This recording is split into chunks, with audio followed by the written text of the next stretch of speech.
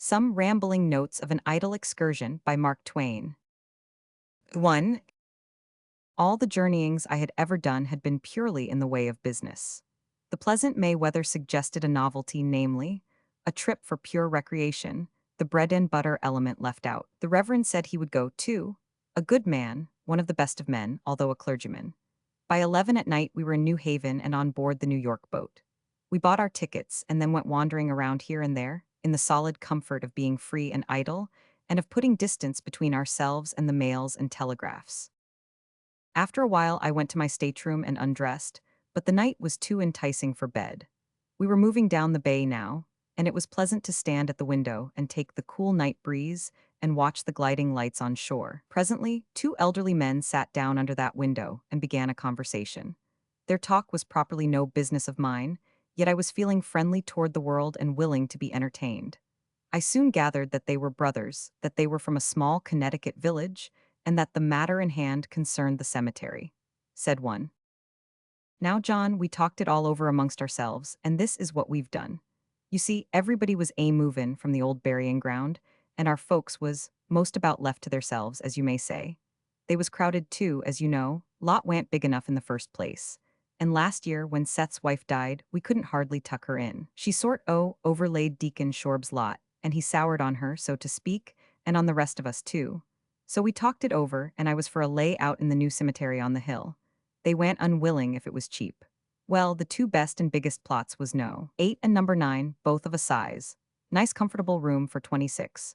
26 full growns, that is, but you reckon in children and other shorts and strike an average, and I should say you might lay in 30, or maybe 32 or 3, pretty genteel, no crowdin' to signify. That's a plenty, William. Which one did you buy? Well, I'm a common to that, John. You see, number 8 was $13, number 9 14. I see, sauced you took number 8. You wait, I took number 9, and I'll tell you for why. In the first place, Deacon Shorb wanted it. Well, after the way he'd gone on about Seth's wife overlappin' his premsies, I'd beat him out of that number 9 if I'd had to stand $2 extra, let alone one. That's the way I felt about it. Says I, what's a dollar anyway? Life's ony a pilgrimage, says I.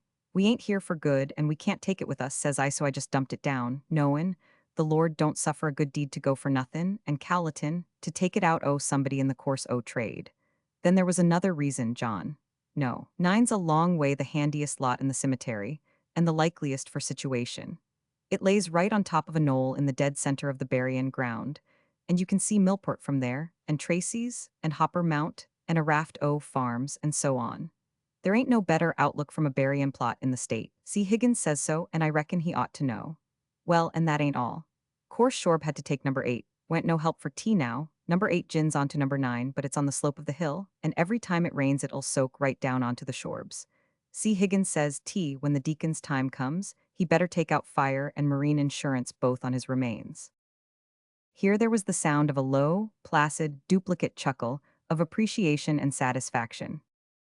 Now, John, here's a little rough draft of the ground that I've made on a piece of paper.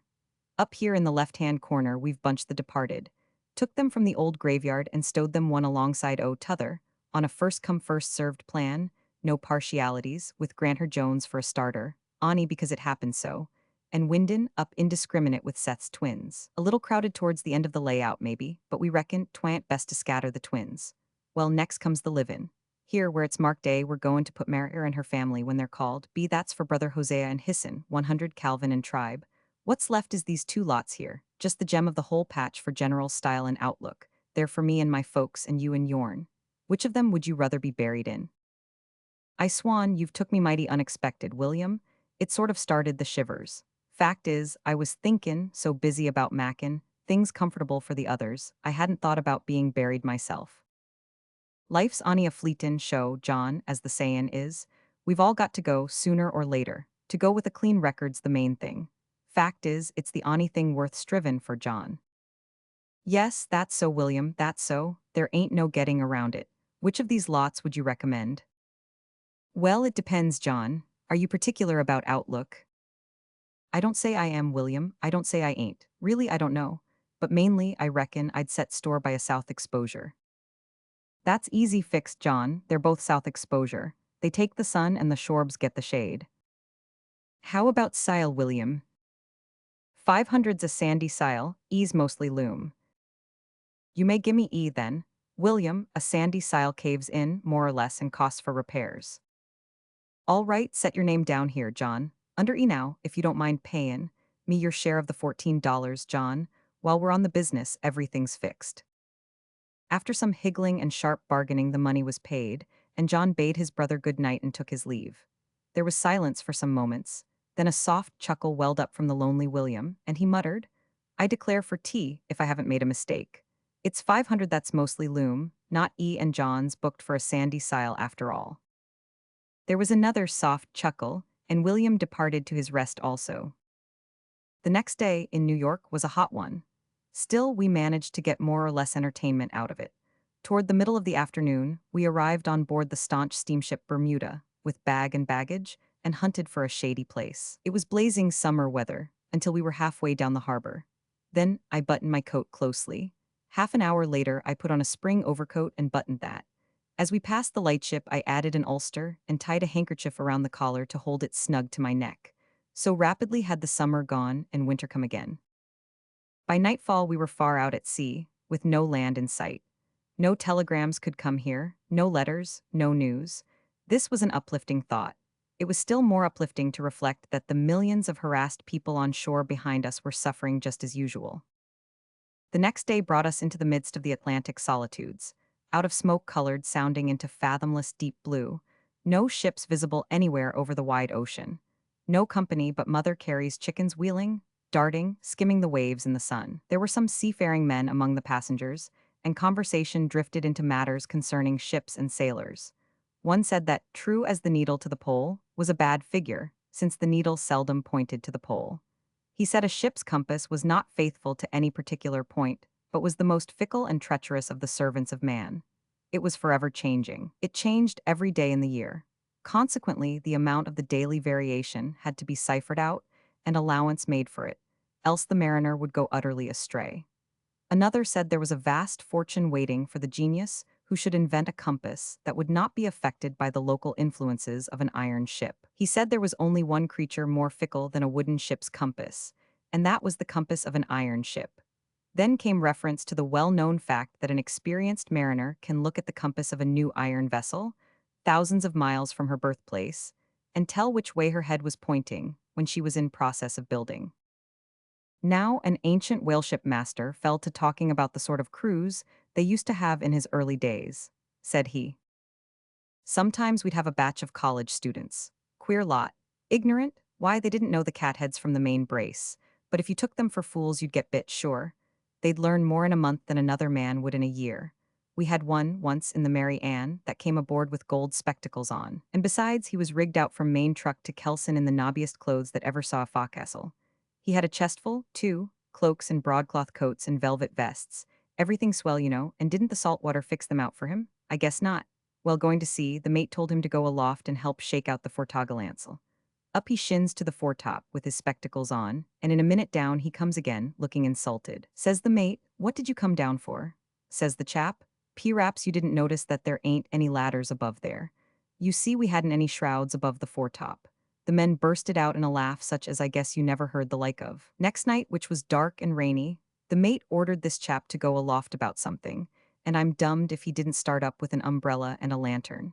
But no matter, he made a mighty good sailor before the voyage was done, and we had to hunt up something else to laugh at. Years afterwards, when I had forgot all about him, I comes into Boston, mate of a ship, and was loafing around town with the second mate, and it so happened that we stepped into the Revere House, thinking maybe we would chance the salt horse in that big dinning room for a flyer, as the boys say.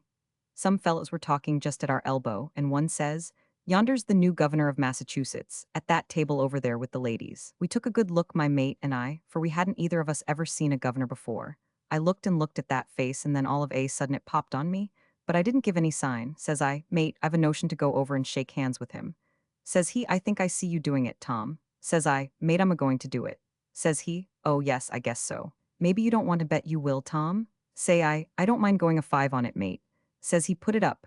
Up she goes, says I, planking the cash. This surprised him. But he covered it and says pretty sarcastic, hadn't you better take your grub with the governor and the ladies, Tom? Says I, upon second thoughts, I will. says he. Well, Tom, you I a dumb fool. Says I, maybe I ain't, but the main question is, do you want to risk 2.5 that I won't do it? Make it a 5, says he. Done, says I. I started him a giggling and slapping his hand on his thigh. He felt so good. I went over there and leaned my knuckles on the table a minute and looked the governor in the face, and says I, Mr. Gardner, don't you know me? He stared and I stared and he stared. Then all of a sudden he sings out, Tom Bowling by the Holy Poker. Ladies, it's old Tom Bowling that you've heard me talk about, shipmate of mine in the Mary Ann. He rose up and shook hands with me ever so hearty. I sort of glanced around and took a realizing sense of my mate's saucer eyes. And then says the governor, plant yourself, Tom, plant yourself. You can't cat your anchor again till you've had a feed with me and the ladies. I planted myself alongside the governor and canted my eye around toward my mate. Well, sir, his dead lights were bugged out like tompions, and his mouth stood that wide open that you could have laid a ham in it without him noticing it.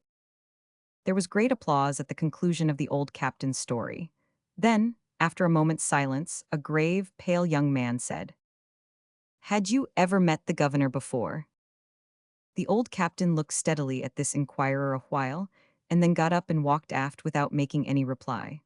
One passenger after another stole a furtive glance at the inquirer, but failed to make him out, and so gave him up. It took some little work to get the talk machinery to running smoothly again after this derangement. But at length, a conversation sprang up about that important and jealously guarded instrument, a ship's timekeeper, its exceeding delicate accuracy, and the wreck and destruction that have sometimes resulted from its varying a few seemingly trifling moments from the true time. Then, in due course, my comrade, the Reverend, got off on a yarn with a fair wind and everything drawing. It was a true story, too, about Captain Rounceville's shipwreck, true in every detail. It was to this effect. Captain Rounceville's vessel was lost in mid-Atlantic, and likewise his wife and his 2 little children. Captain Rounceville and 7 seamen escaped with life, but with little else. A small, rudely constructed raft was to be their home for 8 days. They had neither provisions nor water. They had scarcely any clothing. No one had a coat but the captain.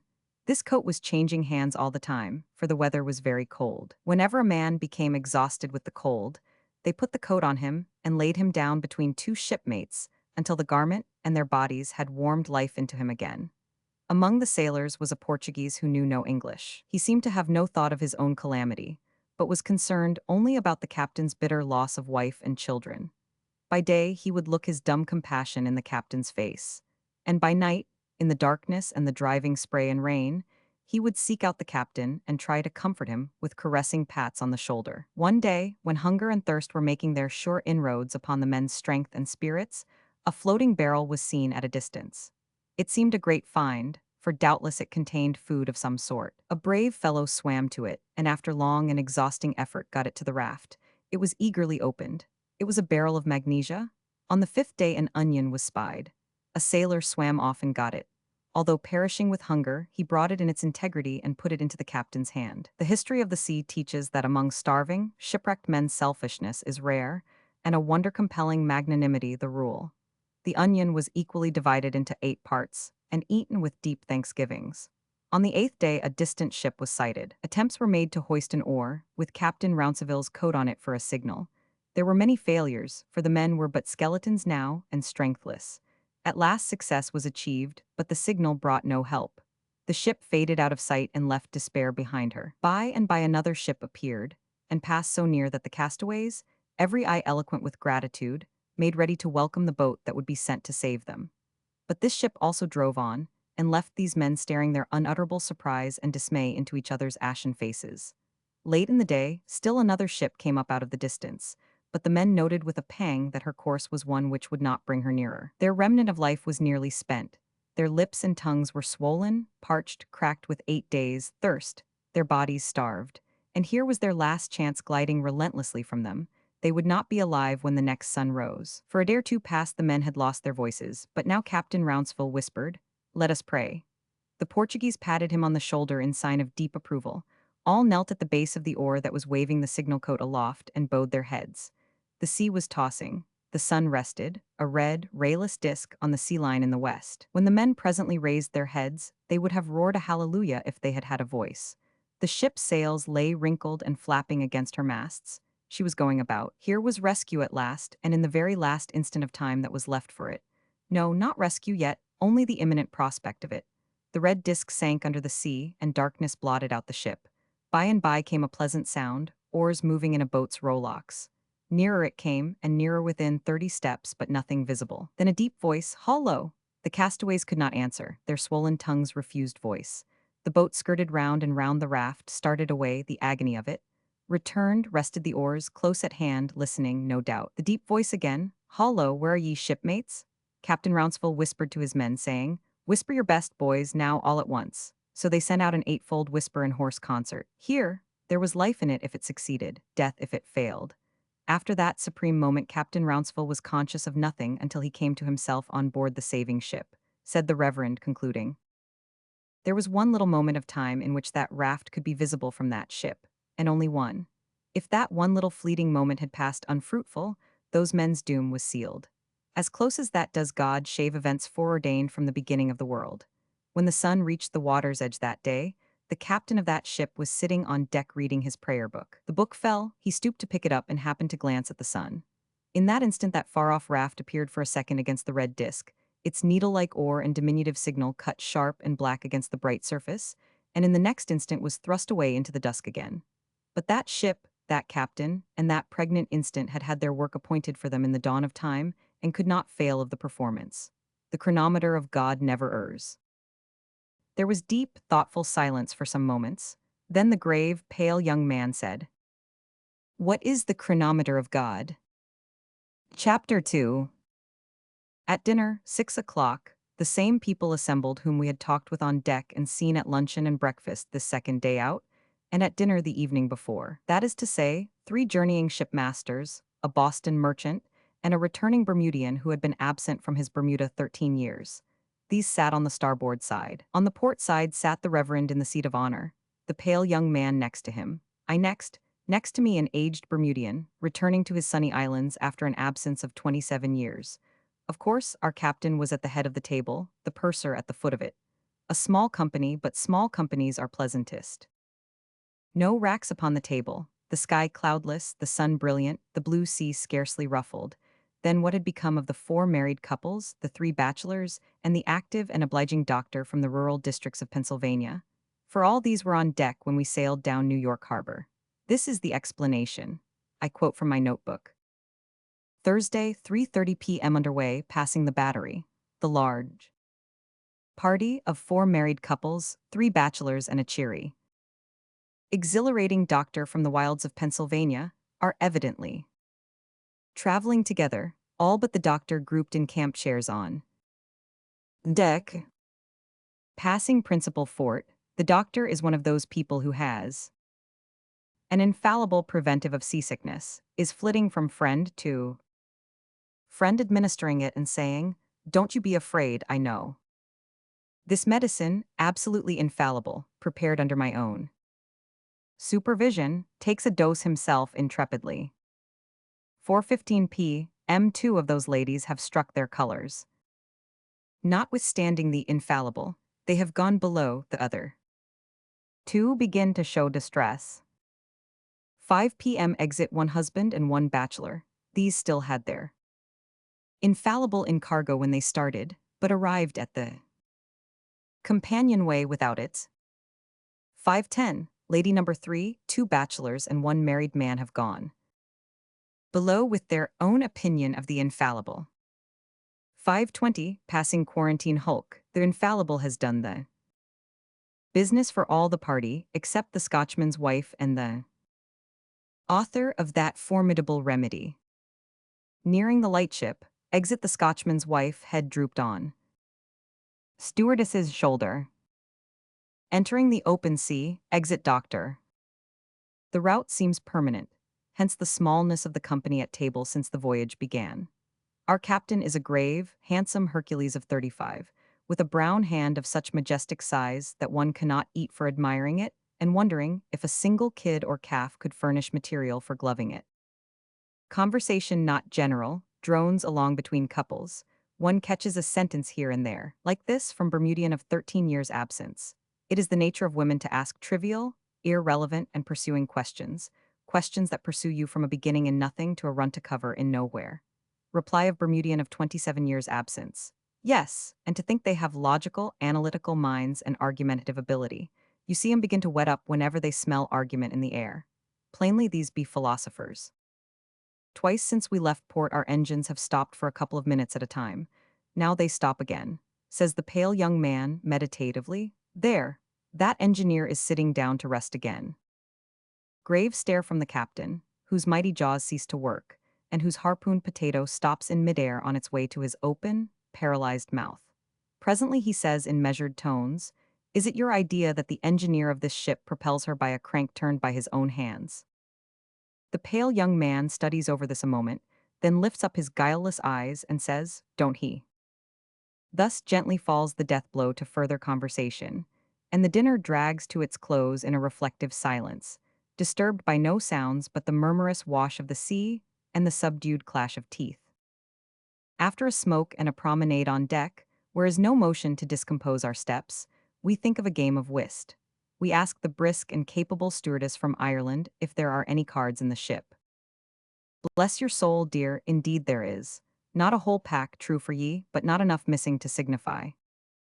However, I happened by accident to bethink me of a new pack in a morocco case, in my trunk, which I had placed there by mistake, thinking it to be a flask of something. So a party of us conquered the tedium of the evening with a few games, and were ready for bed at 6 bells, mariner's time, the signal for putting out the lights. There was much chat in the smoking cabin on the upper deck after luncheon today, mostly whaler yarns from those old sea captains. Captain Tom Bowling was garrulous.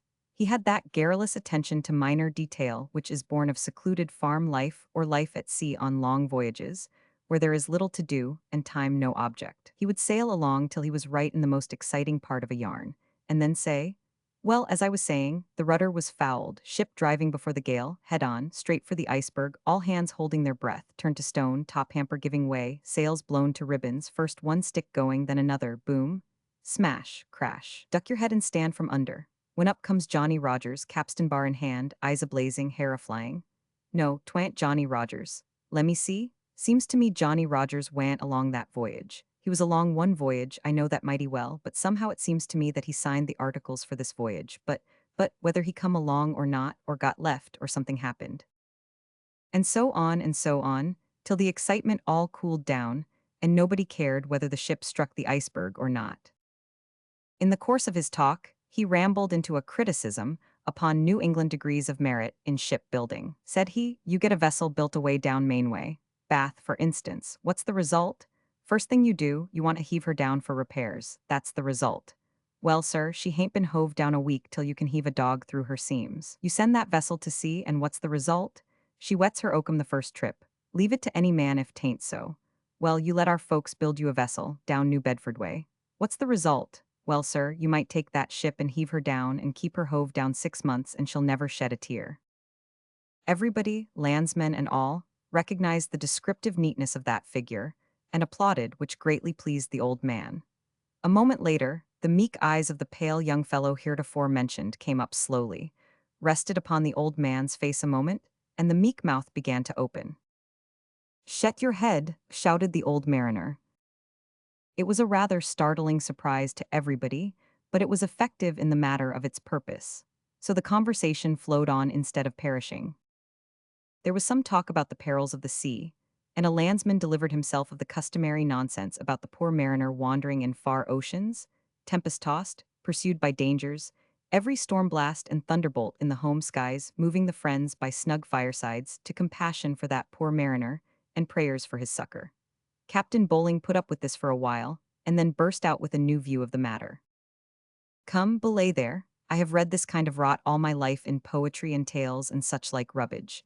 Pity for the poor mariner, sympathy for the poor mariner, all right enough, but not in the way the poetry puts it. Pity for the mariner's wife, all right again, but not in the way the poetry puts it. Look, here, whose life's the safest in the whole world? The poor mariner's. You look at the statistics, you'll see. So don't you fool away any sympathy on the poor mariner's dangers and privations and sufferings. Leave that to the poetry muffs. Now you look at the other side a minute. Here is Captain Brace, 40 years old, been at sea 30. On his way now to take command of his ship and sail south from Bermuda. Next week he'll be under way. Easy times, comfortable quarters, passengers, sociable company, just enough to do to keep his mind healthy and not tire him. King over his ship, boss of everything and everybody. 30 years safety to learn him that his profession ain't a dangerous one. Now you look back at his home. His wife's a feeble woman. She's a stranger in New York. Shut up in blazing hot or freezing cold lodgings, according to the season. Don't know anybody hardly. No company but her lonesomeness and her thoughts. Husband gone 6 months at a time. She has borne 8 children. 5 of them she has buried without her husband ever setting eyes on them. She watched them all the long nights till they died, he comfortable on the sea.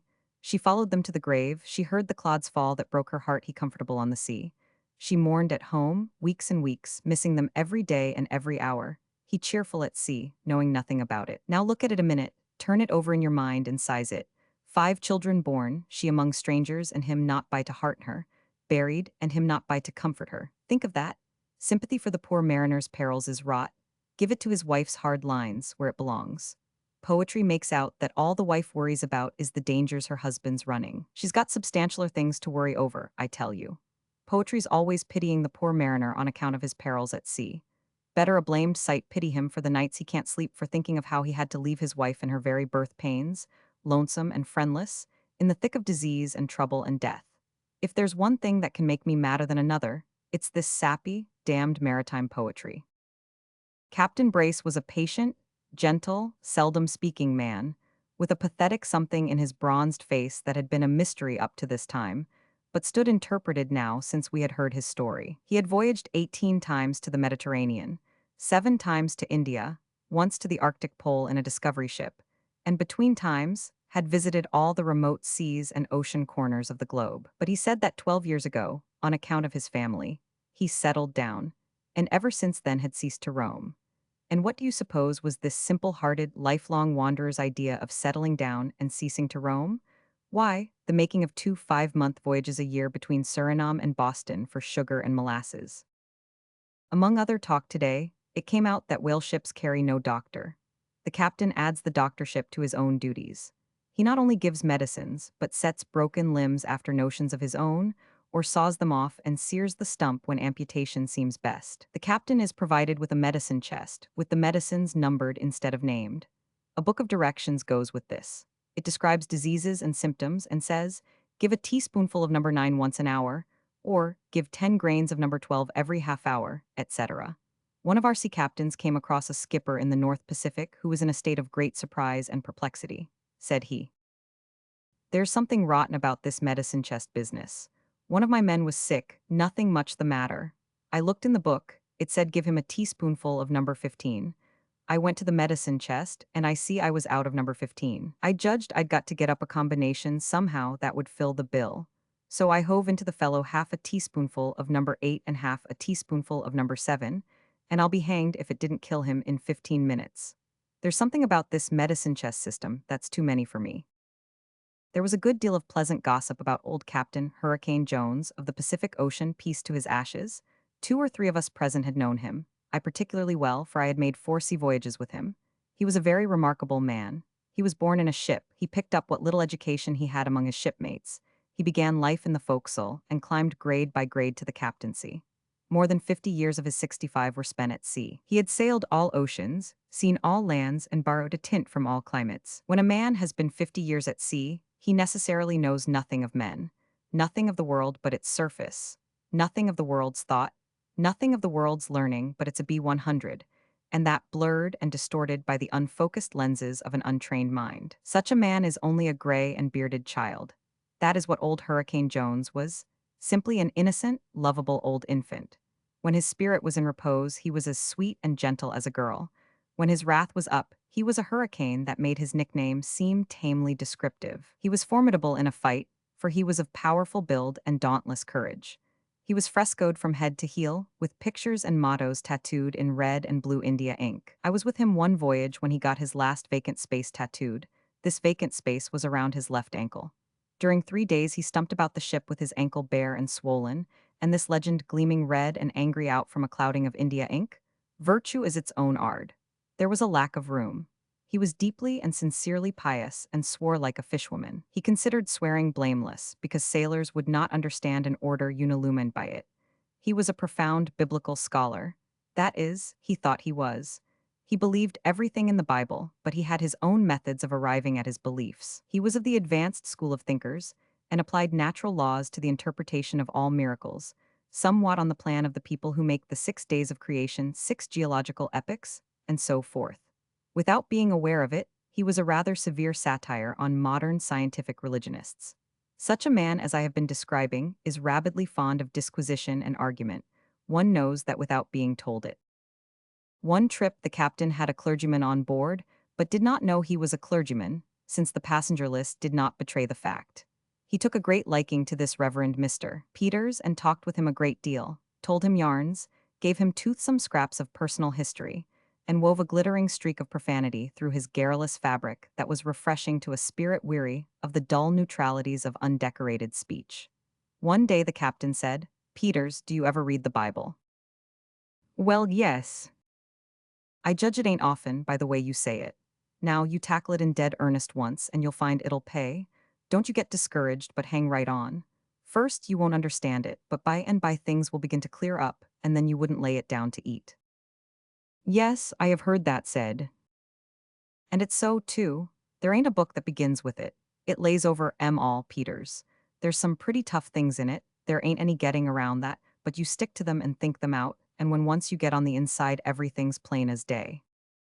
The miracles, too, Captain. Yes, sir, the miracles, too, every one of them. Now there's that business with the prophets of Baal, like enough that stumped you. Well, I don't know, but. Own up now, it stumped you. Well, I don't wonder. You hadn't had any experience in raveling such things out, and naturally it was too many for you. Would you like to have me explain that thing to you, and show you how to get at the meat of these matters? Indeed, I would, Captain, if you don't mind. Then the captain proceeded as follows. I'll do it with pleasure. First, you see, I read and thought, till I got to understand what sort of people they were in the old Bible times, and then after that it was all clear and easy. Now this was the way I put it up, concerning Isaac. This is the captain's own mistake, and the prophets of Baal. There was some mighty sharp men among the public characters of that old ancient day, and Isaac was one of them. Isaac had his failings, plenty of them too. It ain't for me to apologize for Isaac. He played it on the prophets of Baal, and like enough he was justifiable, considering the odds that was against him. No, all I say is, 'twa'n't any miracle, and that I'll show you sauced you can see it yourself. Well, times had been getting rougher and rougher for prophets. That is, prophets of Isaac's denomination. There was 450 prophets of Baal in the community, and only one Presbyterian. That is, if Isaac was a Presbyterian, which I reckon he was, but it don't say. Naturally, the prophets of Baal took all the trade. Isaac was pretty low-spirited, I reckon, but he was a good deal of a man, and no doubt he went a prophesying around, letting on to be doing a land office business, but 'twa'n't any use. He couldn't run any opposition to amount to anything. By and by things got desperate with him. He sets his head to work and thinks it all out, and then what does he do? Why, he begins to throw out hints that the other parties are this and that and t'other, nothing very definite maybe, but just kind of undermining their reputation in a quiet way. This made talk, of course, and finally got to the king. The king asked Isaac what he meant by his talk. Says Isaac, "Oh, nothing particular, only can they pray down fire from heaven on an altar? It ain't much, maybe, your majesty, only can they do it, that's the idea." So the king was a good deal disturbed, and he went to the prophets of Baal, and they said, pretty airy, that if he had an altar ready, they were ready, and they intimated he better get it insured too. So next morning all the children of Israel and their parents and the other people gathered themselves together. Well, here was that great crowd of prophets of Baal packed together on one side, and Isaac walking up and down all alone on the other, putting up his job. When time was called, Isaac let on to be comfortable and indifferent, told the other team to take the first innings. So they went at it, the whole 450, praying around the altar, very hopeful, and doing their level best. They prayed an hour, 2 hours, 3 hours, and so on, plumb till noon. It wa'n't any use, they hadn't took a trick. Of course they felt kind of ashamed before all those people, and well they might. Now what would a magnanimous man do? Keep still, wouldn't he? Of course. What did Isaac do? He gravelled the prophets of Baal every way he could think of. Says he, "You don't speak up loud enough, your God's asleep like enough, or maybe he's taking a walk. You want to holler, you know, or words to that effect. I don't recollect the exact language. Mind, I don't apologize for Isaac, he had his faults." Well, the prophets of Baal prayed along the best they knew how all the afternoon, and never raised a spark. At last, about sundown, they were all tuckered out, and they owned up and quit. What does Isaac do now? He steps up and says to some friends of his there, pour 4 barrels of water on the altar. Everybody was astonished, for the other side had prayed at it dry, and got whitewashed. They poured it on. Says he, heave on 4 more barrels. Then he says, heave on 4 more. 12 barrels, you see, altogether. The water ran all over the altar and all down the sides and filled up a trench around it that would hold a couple of hogsheads measures. It says, I reckon it means about a hogshead. Some of the people were going to put on their things and go, for they allowed he was crazy. They didn't know Isaac. Isaac knelt down and began to pray. He strung along, about the heathen in distant lands, and about the sister churches, and about the state and the country at large, and about those that's in authority in the government, and all the usual program, till everybody had got tired and gone to thinking about something else. And then, all of a sudden, when nobody was noticing, he outs with a match and rakes it on the underside of his leg, and PFF. Up the whole thing blazes like a house afire. 12 barrels of water? Petroleum, sir, petroleum, that's what it was. Petroleum, Captain. Yes, sir, the country was full of it. Isaac knew all about that. You read the Bible, don't you worry about the tough places. They ain't tough when you come to think them out and throw light on them. There ain't a thing in the Bible but what is true. All you want is to go prayerfully to work and cipher out how 'twas done. At 8 o'clock on the third morning out from New York, land was sighted. Away across the sunny waves one saw a faint dark stripe stretched along under the horizon, or pretended to see it, for the credit of his eyesight. Even the Reverend said he saw it, a thing which was manifestly not so. But I never have seen anyone who was morally strong enough to confess that he could not see land when others claimed that they could. By and by the Bermuda Islands were easily visible. The principal one lay upon the water in the distance, a long, dull-colored body, scalloped with slight hills and valleys. We could not go straight at it, but had to travel all the way around it, 16 miles from shore, because it is fenced with an invisible coral reef. At last we sighted buoys, bobbing here and there, and then we glided into a narrow channel among them, raised the reef, and came upon shoaling blue water that soon further shoaled into pale green, with a surface scarcely rippled. Now came the resurrection hour. The berths gave up their dead. Who are these pale spectres in plug hats and silken flounces that file up the companionway in melancholy procession and step upon the deck? These are they which took the infallible preventive of seasickness in New York harbor, and then disappeared and were forgotten. Also there came 2 or 3 faces not seen before until this moment. One's impulse is to ask, where did you come aboard? We followed the narrow channel a long time, with land on both sides, low hills that might have been green and grassy, but had a faded look instead. However, the landlocked water was lovely, at any rate, with its glittering belts of blue and green where moderate soundings were, and its broad splotches of rich brown where the rocks lay near the surface. Everybody was feeling so well that even the grave, pale young man, who, by a sort of kindly common consent, had come latterly to be referred to as the ass, received frequent and friendly notice, which was right enough, for there was no harm in him. At last we steamed between 2 island points, whose rocky jaws allowed only just enough room for the vessel's body, and now before us loomed Hamilton on her clustered hillsides and summits, the whitest mass of terraced architecture that exists in the world, perhaps. It was Sunday afternoon, and on the pier were gathered 100 or 200 Bermudians, half of them black, half of them white, and all of them nobbily dressed, as the poet says. Several boats came off to the ship, bringing citizens. One of these citizens was a faded, diminutive old gentleman, who approached our most ancient passenger with a childlike joy in his twinkling eyes, halted before him, folded his arms, and said, smiling with all his might and with all the simple delight that was in him, "You don't know me, John. Come out with it now. You know you do." The ancient passenger scanned him perplexedly, scanned the napless, threadbare costume of venerable fashion that had done Sunday service no man knows how many years, contemplated the marvelous stovepipe hat of still more ancient and venerable pattern, with its poor, pathetic old stiff brim canted up gallously in the wrong places, and said, with a hesitation that indicated strong internal effort to place the gentle old apparition, "Why, let me see, plague on it, there's something about you that, but I've been gone from Bermuda for 27 years and, I don't seem to get at it somehow, but there's something about you that is just as familiar to me as—" "Likely it might be his hat," murmured the ass with innocent, sympathetic interest. So the Reverend and I had at last arrived at Hamilton, the principal town in the Bermuda Islands, a wonderfully white town, white as snow itself, white as marble, white as flour, yet looking like none of these exactly. "Never mind," we said, We shall hit upon a figure by and by that will describe this peculiar white.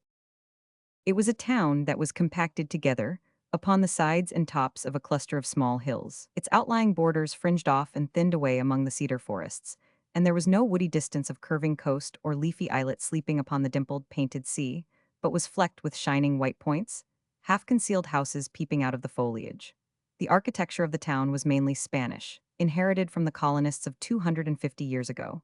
Some rag-topped cocoa palms, glimpsed here and there, gave the land a tropical aspect. There was an ample pier of heavy masonry. Upon this, under shelter, were some thousands of barrels containing that product which has carried the fame of Bermuda to many lands, the potato, with here and there an onion. That last sentence is facetious, for they grow at least 2 onions in Bermuda to 1 potato. The onion is the pride and joy of Bermuda. It is her jewel, her gem of gems. In her conversation, her pulpit, her literature, it is her most frequent and eloquent figure. In Bermuda metaphor, it stands for perfection, perfection absolute. The Bermudian weeping over the departed exhausts praise when he says, "He was an onion." The Bermudian extolling the living hero bankrupts applause when he says, "He is an onion." The Bermudian setting his son upon the stage of life to dare and do for himself climaxes all counsel, supplication, admonition, comprehends all ambition when he says, "Be an onion." When parallel with the pier and 10 or 15 steps outside it we anchored. It was Sunday, bright and sunny. The groups upon the pier, men, youths and boys, were whites and blacks in about equal proportion. All were well and neatly dressed, many of them nattily, a few of them very stylishly. One would have to travel far before he would find another town of 12,000 inhabitants that could represent itself so respectably, in the matter of clothes, on a freight pier, without premeditation or effort. The women and young girls, black and white, who occasionally passed by, were nicely clad, and many were elegantly and fashionably so. The men did not affect summer clothing much, but the girls and women did, and their white garments were good to look at, after so many months of familiarity with somber colors. Around one isolated potato barrel stood 4 young gentlemen, 2 black, 2 white, becomingly dressed, each with the head of a slender cane pressed against his teeth, and each with a foot propped up on the barrel. Another young gentleman came up, looked longingly at the barrel, but saw no rest for his foot there, and turned pensively away to seek another barrel. He wandered here and there, but without result.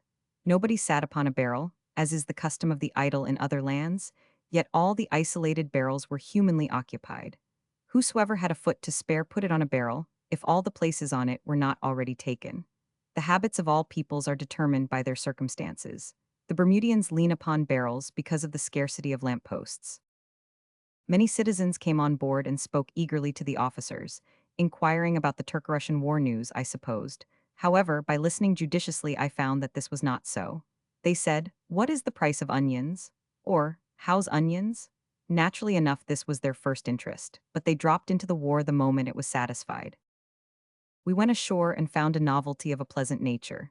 There were no hackmen, hacks, or omnibuses on the pier or about it anywhere, and nobody offered his services to us or molested us in any way. I said it was like being in heaven. The Reverend rebukingly, and rather pointedly advised me to make the most of it then.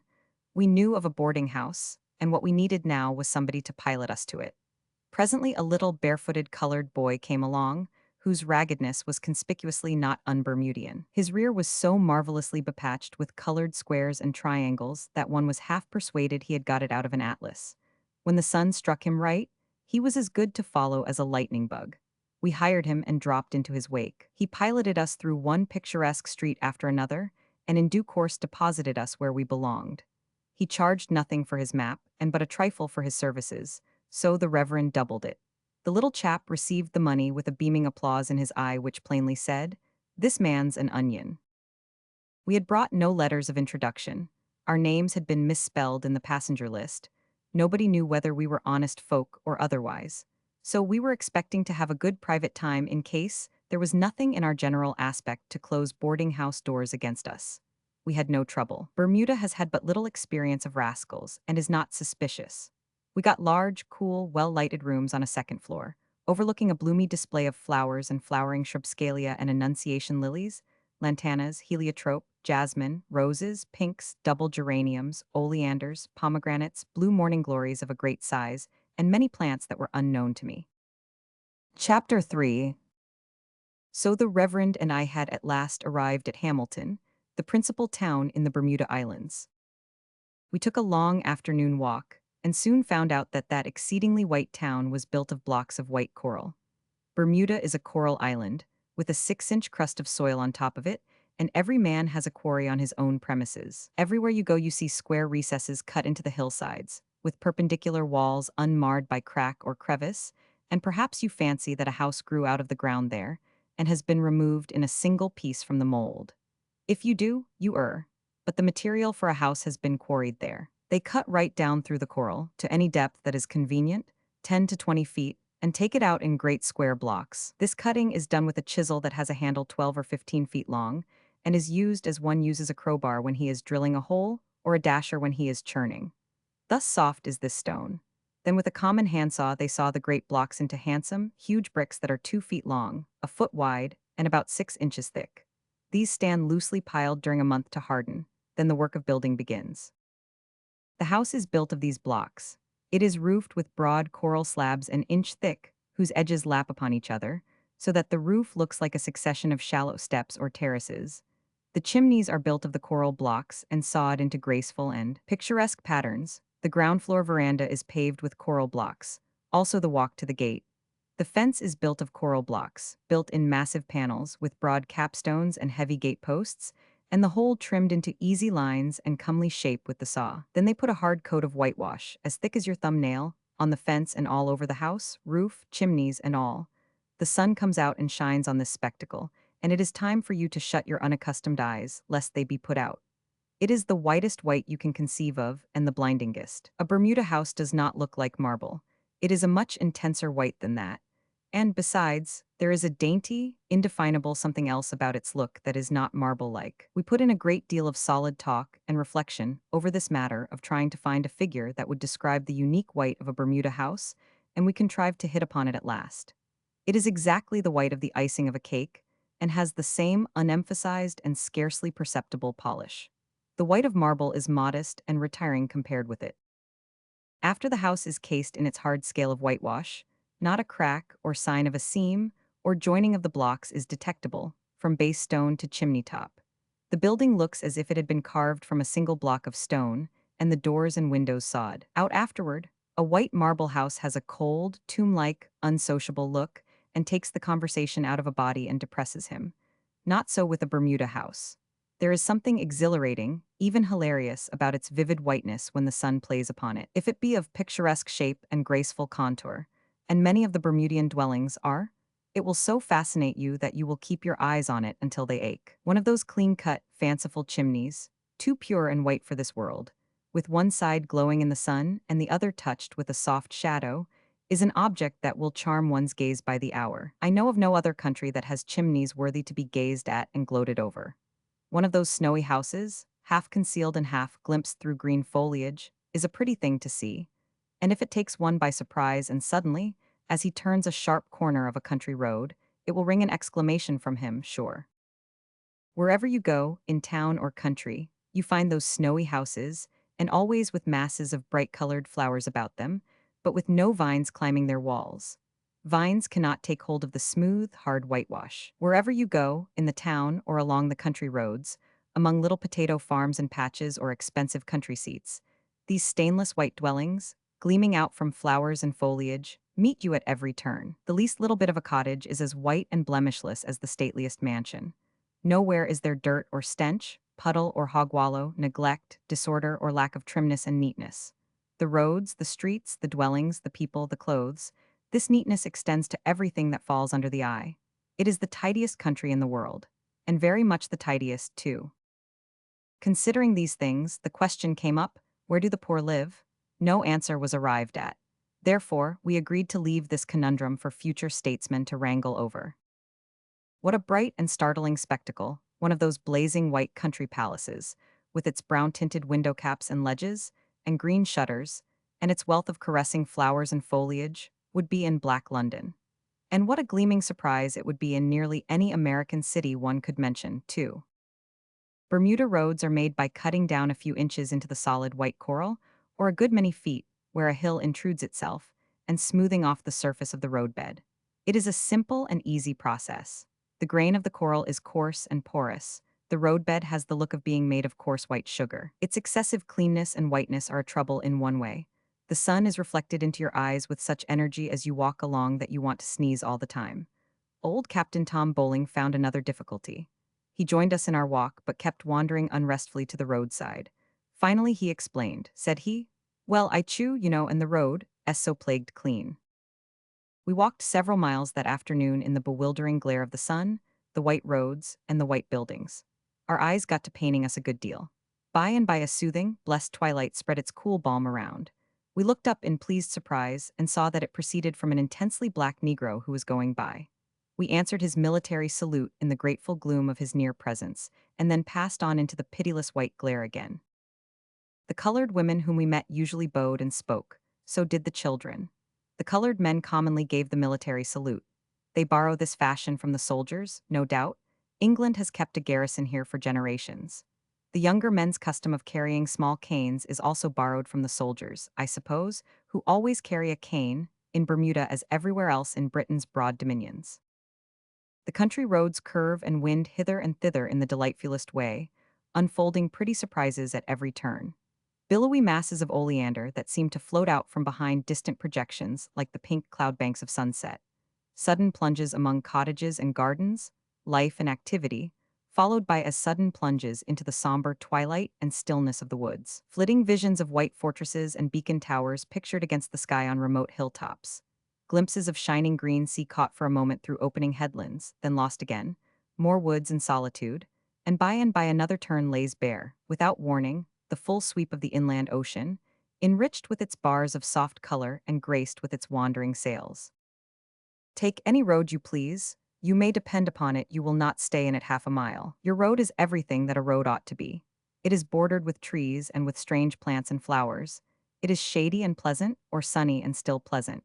It carries you by the prettiest and peacefulest and most homelike of homes, and through stretches of forest that lie in a deep hush sometimes, and sometimes are alive with the music of birds. It curves always, which is a continual promise, whereas straight roads reveal everything at a glance and kill interest. Your road is all this, and yet you will not stay in it half a mile, for the reason that little seductive, mysterious roads are always branching out from it on either hand, and as these curve sharply also and hide what is beyond, you cannot resist the temptation to desert your own chosen road and explore them. You are usually paid for your trouble. Consequently, your walk inland always turns out to be one of the most crooked, involved, purposeless, and interesting experiences a body can imagine. There is enough of variety. Sometimes you are in the level open, with marshes thick grown with flaglances that are 10 feet high on the one hand, and potato and onion orchards on the other. Next, you are on a hilltop, with the ocean and the islands spread around you. Presently the road winds through a deep cut, shut in by perpendicular walls 30 or 40 feet high, marked with the oddest and abruptest stratum lines, suggestive of sudden and eccentric old upheavals, and garnished with here and there a clinging adventurous flower, and here and there a dangling vine. And by your way is along the sea edge, and you may look down a fathom or two through the transparent water, and watch the diamond-like flash and play of the light upon the rocks and sands on the bottom, until you are tired of it, if you are so constituted as to be able to get tired of it. You may march the country roads in maiden meditation, fancy-free, by field and farm, for no dog will plunge out at you from unsuspected gate, with breathtaking surprise of ferocious bark. Notwithstanding it is a Christian land and a civilized. We saw upward of 1,000,000 cats in Bermuda, but the people are very abstemious in the matter of dogs. 2 or 3 nights we prowled the country far and wide, and never once were accosted by a dog. It is a great privilege to visit such a land.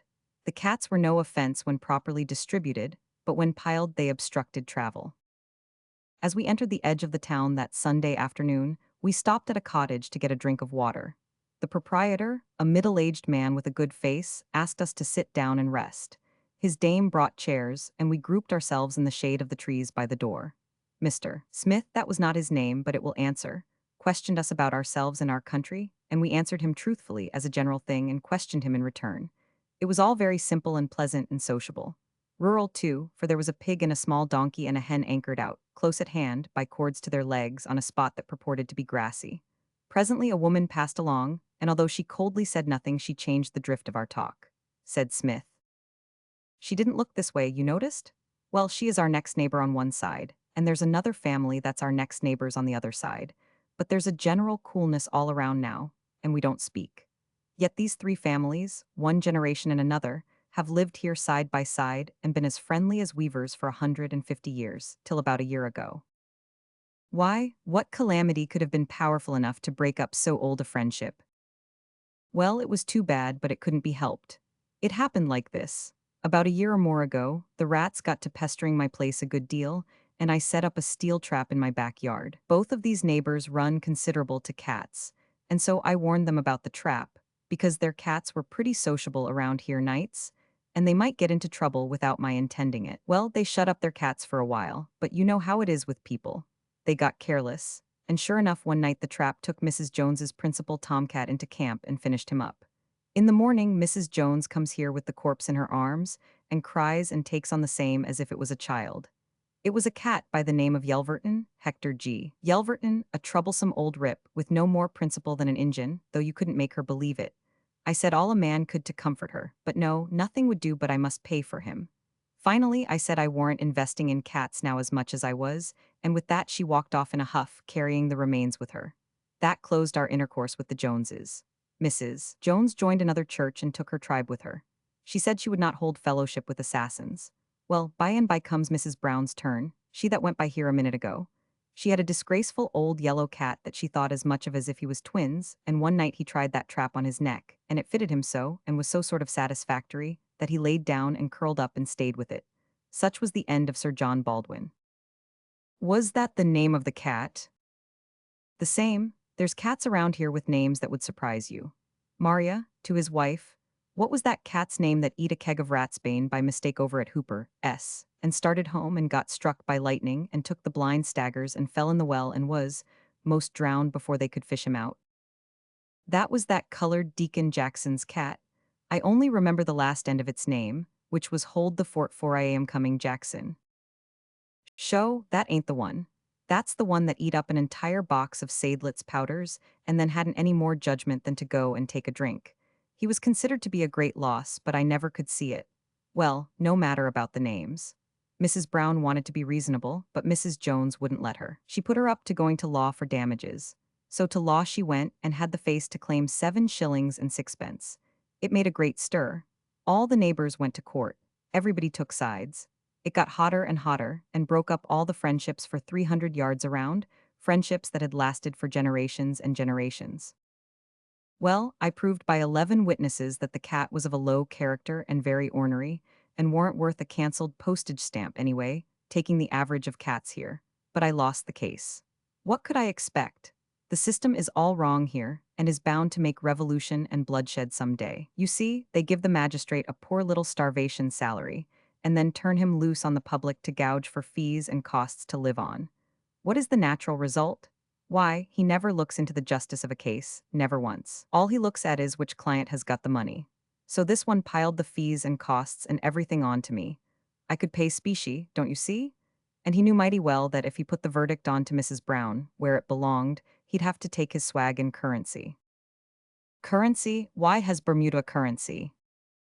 Yes, onions, and they were 40%. Discount too then because the season had been over as much as 3 months, so I lost my case. I had to pay for that cat. But the general trouble the case made was the worst thing about it. Broke up so much good feeling. The neighbors don't speak to each other now. Mrs. Brown had named a child after me, but she changed its name right away. She is a Baptist. Well, in the course of baptizing it over again, it got drowned. I was hoping we might get to be friendly again some time or other, but of course this drowning, the child knocked that all out of the question. It would have saved a world of heartbreak and ill blood if she had named it Dry. I knew by the sigh that this was honest. All this trouble and all this destruction of confidence in the purity of the bench on account of a 7 shilling lawsuit about a cat? Somehow, it seemed to size the country. At this point we observed that an English flag had just been placed at half-mast on a building 100 yards away. I and my friends were busy in an instant trying to imagine whose death, among the island dignitaries, could command such a mark of respect as this. Then a shudder shook them and me at the same moment, and I knew that we had jumped to one and the same conclusion. The governor has gone to England. It is for the British Admiral. At this moment Mr. Smith noticed the flag. He said with emotion, "That's on a boarding house. I judge there's a boarder dead." A dozen other flags within view went to half-mast. "It's a border, sure," said Smith. "But would they half-mast the flags here for a border, Mr. Smith?" "Why, certainly they would if he was dead." That seemed to size the country again. 4. The early twilight of a Sunday evening in Hamilton, Bermuda, is an alluring time. There is just enough of whispering breeze, fragrance of flowers, and sense of repose to raise one's thoughts heavenward, and just enough amateur piano music to keep him reminded of the other place. There are many venerable pianos in Hamilton, and they all play at twilight. Age enlarges and enriches the powers of some musical instruments, notably those of the violin, but it seems to set a piano's teeth on edge. Most of the music in vogue, there is the same that those pianos prattled in their innocent infancy, and there is something very pathetic about it when they go over it now, in their asthmatic second childhood, dropping a note here and there where a tooth is gone. We attended evening service at the stately Episcopal Church on the hill, where 500 or 600 people, half of them white and the other half black, according to the usual Bermudian proportions, and all well dressed, a thing which is also usual in Bermuda and to be confidently expected. There was good music which we heard, and doubtless a good sermon, but there was a wonderful deal of coughing, and so only the high parts of the argument carried over it. As we came out, after service, I overheard one young girl say to another, "Why, you don't mean to say you pay duty on gloves and laces?" "I only pay postage, have them done up and sent in the Boston Advertiser." There are those that believe that the most difficult thing to create is a woman who can comprehend that it is wrong to smuggle, and that an impossible thing to create is a woman who will not smuggle, whether or no, when she gets a chance. But these may be errors.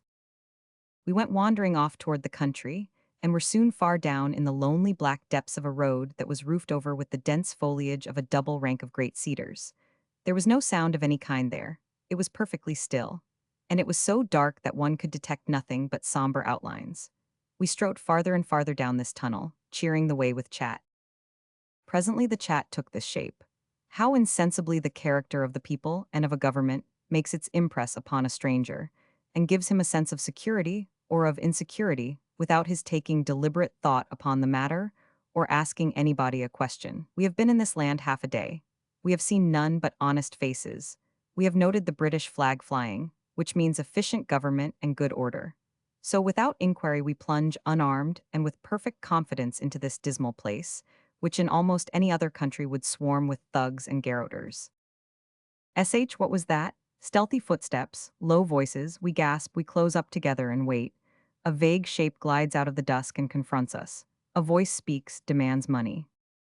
"A shilling, gentlemen, if you please, to help build the new Methodist church." Blessed sound, holy sound. We contribute with thankful avidity to the new Methodist church, and are happy to think how lucky it was that those little colored Sunday school scholars did not seize upon everything we had with violence, before we recovered from our momentary helpless condition. By the light of cigars, we write down the names of weightier philanthropists than ourselves on the contribution cards, and then pass on into the farther darkness, saying, "What sort of a government do they call this, where they allow little black pious children, with contribution cards, to plunge out upon peaceable strangers in the dark and scare them to death?" We prowled on several hours, sometimes by the seaside, sometimes inland, and finally managed to get lost, which is a feat that requires talent in Bermuda. I had on new shoes. They were number 7s when I started, but were not more than 5s now, and still diminishing. I walked 2 hours in those shoes after that, before we reached home. Doubtless I could have the reader's sympathy for the asking. Many people have never had the headache or the toothache, and I am one of those myself. But everybody has worn tight shoes for 2 or 3 hours, and known the luxury of taking them off in a retired place, and seeing his feet swell up and obscure the firmament. Once when I was a callow, bashful cub, I took a plain, unsentimental country girl to a comedy one night. I had known her a day. She seemed divine. I wore my new boots. At the end of the first half hour, she said, "Why do you fidget so with your feet?" I said, "Did I?" Then I put my attention there and kept still. At the end of another half hour, she said, "Why do you say yes, oh yes? And ha ha, oh certainly, very true, to everything I say, when half the time those are entirely irrelevant answers?" I blushed and explained that I had been a little absent-minded. At the end of another half hour, she said, "Please, why do you grin so steadfastly at vacancy, and yet look so sad?" I explained that I always did that when I was reflecting. An hour passed, and then she turned and contemplated me with her earnest eyes and said, "Why do you cry all the time?" I explained that very funny comedies always made me cry. At last human nature surrendered, and I secretly slipped my boots off. This was a mistake. I was not able to get them on anymore. It was a rainy night. There were no omnibuses going our way. And as I walked home, burning up with shame, with the girl on one arm and my boots under the other, I was an object worthy of some compassion, especially in those moments of martyrdom when I had to pass through the glare that fell upon the pavement from street lamps. Finally, this child of the forest said, "Where are your boots?" And being taken unprepared, I put a fitting finish to the follies of the evening with the stupid remark, "The higher classes do not wear them to the theater." The Reverend had been an army chaplain during the war, and while we were hunting for a road that would lead to Hamilton, he told a story about two dying soldiers which interested me in spite of my feet. He said that in the Potomac hospitals, rough pine coffins were furnished by government, but that it was not always possible to keep up with the demand. So, when a man died, if there was no coffin at hand, he was buried without one. One night late, two soldiers lay dying in a ward. A man came in with a coffin on his shoulder and stood trying to make up his mind which of these two poor fellows would be likely to need it first. Both of them begged for it with their fading eyes. They were past talking. Then one of them protruded a wasted hand from his blankets and made a feeble beckoning sign with the fingers to signify, "Be a good fellow, put it under my bed, please."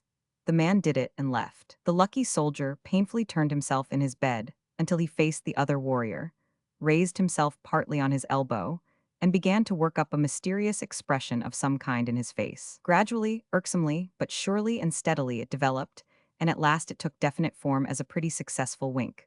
The sufferer fell back exhausted with his labor, but bathed in glory. Now entered a personal friend of number two, the despoiled soldier.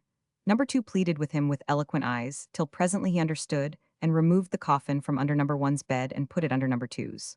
No, two indicated his joy and made some more signs. The friend understood again and put his arm under number two's shoulders and lifted him partly up. Then the dying hero turned the dim exultation of his eye upon no one and began a slow and labored work with his hands. Gradually he lifted one hand up toward his face. It grew weak and dropped back again. Once more he made the effort but failed again. He took a rest. He gathered all the remnant of his strength, and this time he slowly but surely carried his thumb to the side of his nose, spread the gaunt fingers wide in triumph, and dropped back dead. That picture sticks by me yet. The situation is unique. The next morning, at what seemed a very early hour, the little white table waiter appeared suddenly in my room and shot a single word out of himself: breakfast. This was a remarkable boy in many ways. He was about 11 years old. He had alert, intent black eyes. He was quick of movement. There was no hesitation, no uncertainty about him anywhere. There was a military decision in his lip, his manner, his speech that was an astonishing thing to see in a little chap like him. He wasted no words. His answers always came so quick and brief that they seemed to be part of the question that had been asked instead of a reply to it. When he stood at table with his flybrush, rigid, erect, his face set in a cast-iron gravity, he was a statue till he detected a dawning want in somebody's eye. Then he pounced down, supplied it, and was instantly a statue again. When he was sent to the kitchen for anything, he marched upright till he got to the door.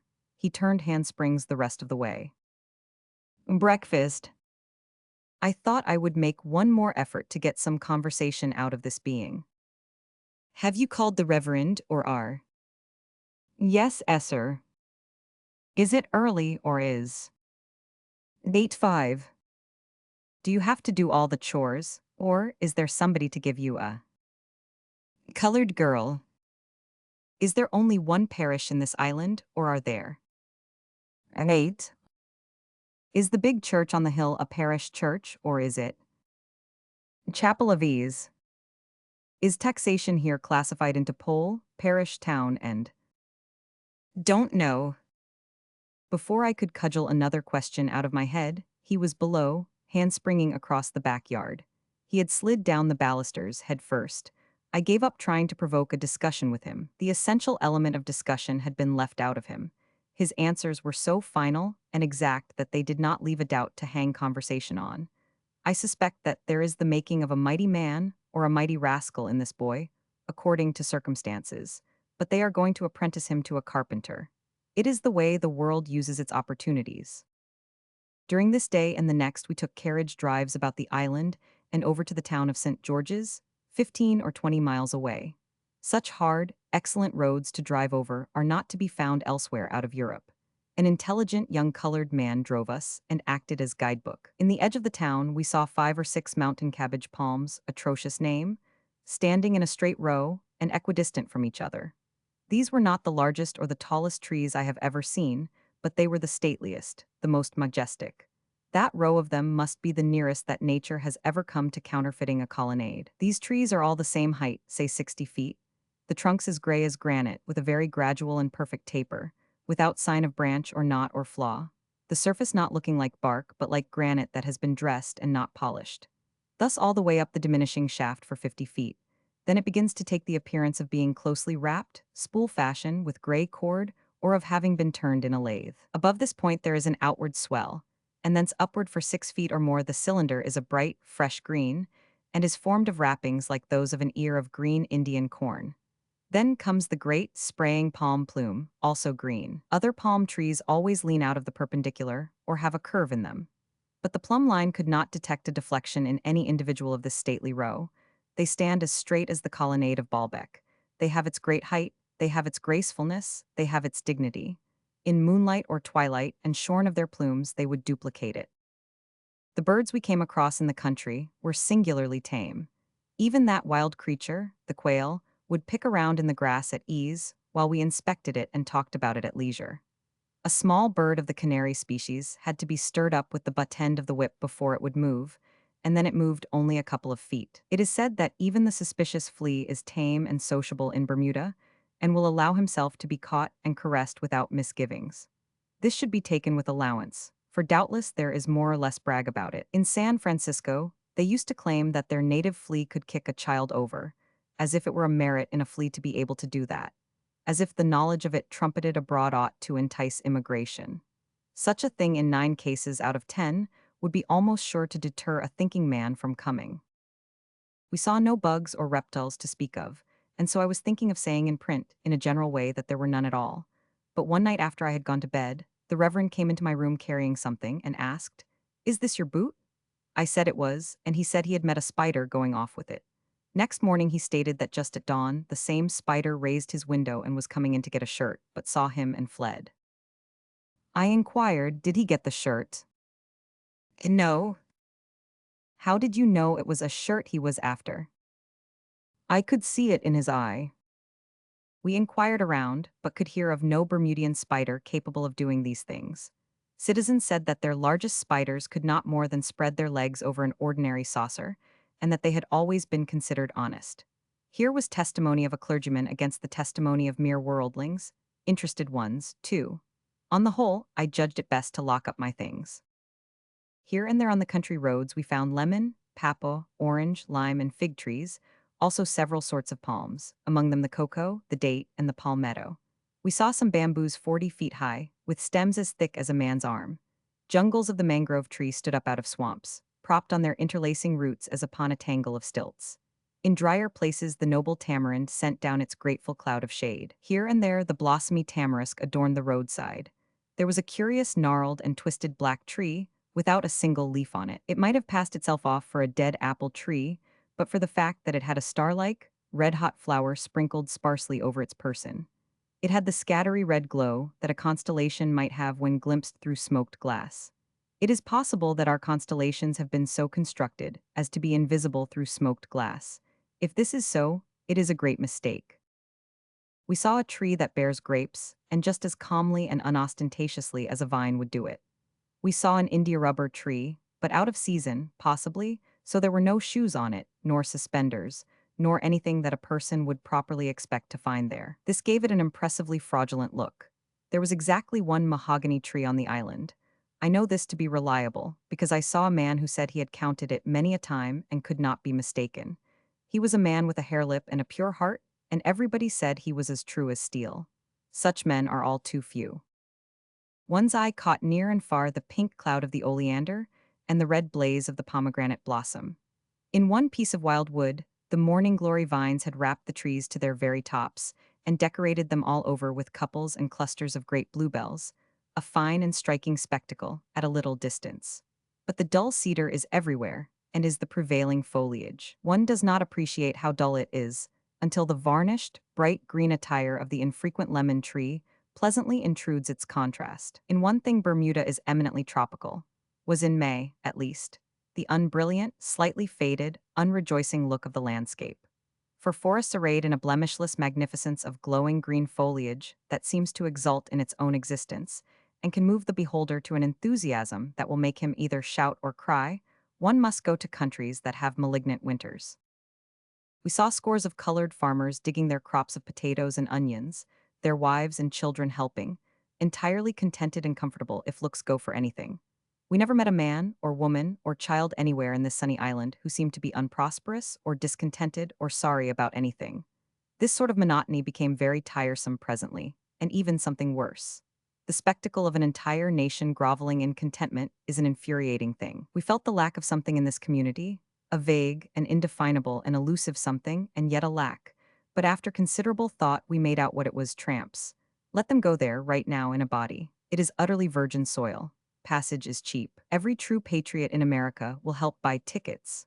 Whole armies of these excellent beings can be spared from our midst and our polls. They will find a delicious climate and a green, kind-hearted people. There are potatoes and onions for all, and a generous welcome for the first batch that arrives, and elegant graves for the second. It was the early rose potato the people were digging. Later in the year they have another crop, which they call the garnet. We buy their potatoes, retail, at $15 a barrel, and those colored farmers buy ours for a song and live on them. Havana might exchange cigars with Connecticut in the same advantageous way, if she thought of it.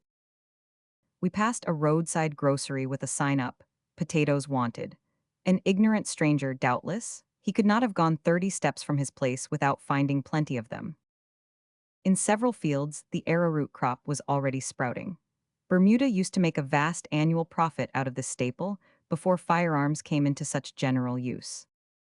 The island is not large. Somewhere in the interior, a man ahead of us had a very slow horse. I suggested that we had better go by him, but the driver said the man had but a little way to go. I waited to see, wondering how he could know. Presently the man did turn down another road. I asked, "How did you know he would?" "Because I knew the man and where he lived." I asked him, satirically, if he knew everybody in the island. He answered, very simply, that he did.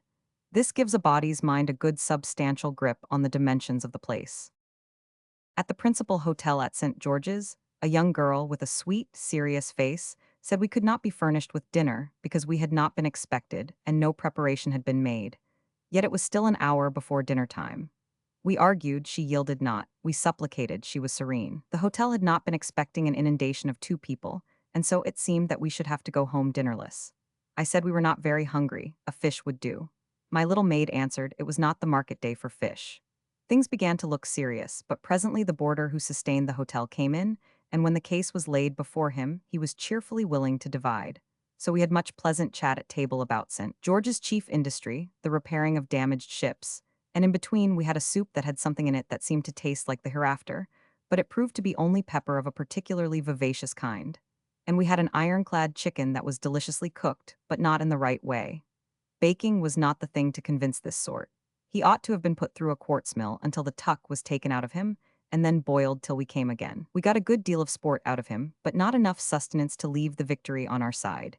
No matter, we had potatoes and a pie and a sociable good time. Then a ramble through the town, which is a quaint one, with interesting, crooked streets and narrow, crooked lanes with here and there a grain of dust. Here, as in Hamilton, the dwellings had Venetian blinds of a very sensible pattern. They were not double shutters, hinged at the sides, but a single broad shutter, hinged at the top. You push it outward from the bottom, and fasten it at any angle required by the sun or desired by yourself. All about the island one sees great white scars on the hill slopes. These are dished spaces where the soil has been scraped off, and the coral exposed and glazed with hard whitewash. Some of these are a quarter-acre in size. They catch and carry the rainfall to reservoirs, for the wells are few and poor, and there are no natural springs and no brooks. They say that the Bermuda climate is mild and equable, with never any snow or ice, and that one may be very comfortable in spring clothing the year round there. We had delightful and decided summer weather in May, with a flaming sun that permitted the thinnest of raiment, and yet there was a constant breeze. Consequently, we were never discomforted by heat. At 4 or 5 in the afternoon, the mercury began to go down, and then it became necessary to change to thick garments. I went to St. George's in the morning clothed in the thinnest of linen, and reached home at 5 in the afternoon with 2 overcoats on. The nights are said to be always cool and bracing. We had mosquito nets, and the Reverend said the mosquitoes persecuted him a good deal. I often heard him slapping and banging at these imaginary creatures with as much zeal as if they had been real. There are no mosquitoes in the Bermudas in May. The poet Thomas Moore spent several months in Bermuda more than 70 years ago. He was sent out to be Registrar of the Admiralty. I am not quite clear as to the function of a Registrar of the Admiralty of Bermuda, but I think it is his duty to keep a record of all the admirals born there. I will inquire into this. There was not much doing in admirals, and Moore got tired and went away. A reverently preserved souvenir of him is still one of the treasures of the islands. I gathered the idea, vaguely, that it was a jug, but was persistently thwarted in the 22 efforts I made to visit it. However, it was no matter, for I found out afterward that it was only a chair. There are several sites in the Bermudas, of course, but they are easily avoided. This is a great advantage. One cannot have it in Europe. Bermuda is the right country for a jaded man to loaf in. There are no harassments. The deep peace and quiet of the country sink into one's body and bones and give his conscience a rest, and chloroform the legion of invisible small devils that are always trying to whitewash his hair. A good many Americans go there about the 1st of March and remain until the early spring weeks have finished their villainies at home. The Bermudians are hoping soon to have telegraphic communication with the world. But even after they shall have acquired this curse, it will still be a good country to go to for a vacation, for there are charming little islets scattered about the enclosed sea where one could live secure from interruption. The telegraph boy would have to come in a boat, and one could easily kill him while he was making his landing. We had spent 4 days in Bermuda, 3 bright ones out of doors and 1 rainy one in the house, we being disappointed about getting a yacht for a sail. And now our furlough was ended, and we entered into the ship again and sailed homeward. We made the run home to New York quarantine in 3 days and 5 hours, and could have gone right along up to the city if we had had a health permit. But health permits are not granted after 7 in the evening, partly because a ship cannot be inspected and overhauled with exhaustive thoroughness except in daylight, and partly because health officers are liable to catch cold if they expose themselves to the night air. Still, you can buy a permit after hours for $5 extra, and the officer will do the inspecting next week. Our ship and passengers lay under expense and in humiliating captivity all night, under the very nose of the little official reptile, who is supposed to protect New York from pestilence by his vigilant inspections. This imposing rigor gave everybody a solemn and awful idea of the beneficent watchfulness of our government, and there were some who wondered if anything finer could be found in other countries. In the morning, we were all a tiptoe to witness the intricate ceremony of inspecting the ship. But it was a disappointing thing. The health officer's tug ranged alongside for a moment. Our purser handed the lawful $3 permit fee to the health officer's bootblack, who passed us a folded paper in a forked stick, and away we went. The entire inspection did not occupy 13 seconds. The health officer's place is worth $100,000 a year to him. His system of inspection is perfect, and therefore cannot be improved on, but it seems to me that his system of collecting his fees might be amended. For a great ship to lie idle all night is a most costly loss of time. For her passengers to have to do the same thing works to them the same damage, with the addition of an amount of exasperation and bitterness of soul that the spectacle of that health officer's ashes on a shovel could hardly sweeten. Now why would it not be better and simpler to let the ships pass in unmolested, and the fees and permits be exchanged once a year by post?